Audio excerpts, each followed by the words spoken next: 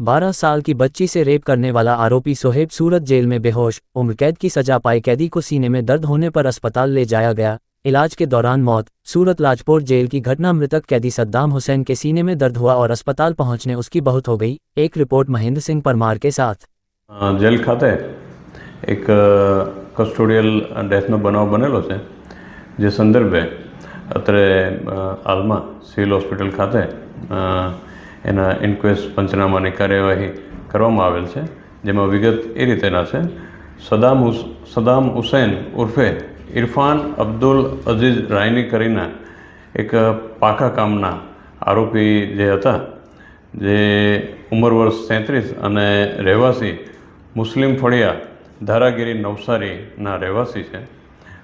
જેઓને Navsari rural police station ખાતે વર્ષ 2021માં આઈપીસી કલમ 363, 366, 376, 2JIN અને 376(3) એ ઉપરાંત પોક્સો કલમ 4, 5L અને 6 મુજબનો જે ગુનો નોંધાયો હતો, જેમાં કેસ ચાલી જવાથી નામદાર કોર્ટ દ્વારા તારીખ 5/6/2023ના રોજ તેઓને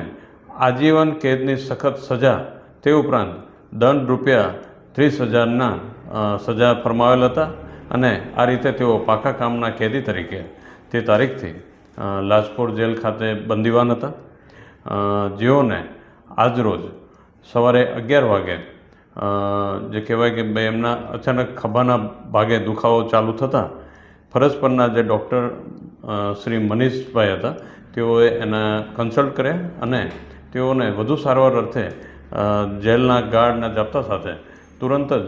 સિવિલ હોસ્પિટલ ખાતે મોકલી આપેલા હતા, જ્યાં કલાક 12:15 વાગે આજરોજ તેઓને ડૉક્ટર શ્રી અંકિતભાઈ નાઓ દ્વારા મૃત જાહેર કરવામાં આવેલા હતા, જેથી તેના આગળની જે પણ ઇન્ક્વેસ્ટની કાર્યવાહી જે માનનીય શ્રી SDM સાહેબ અત્યારે હાજર છે તેઓના દ્વારા હમણાં કરવામાં આવેલી છે અને આગળની જે તપાસ છે તે અમારા દ્વારા ચાલુમાં છે।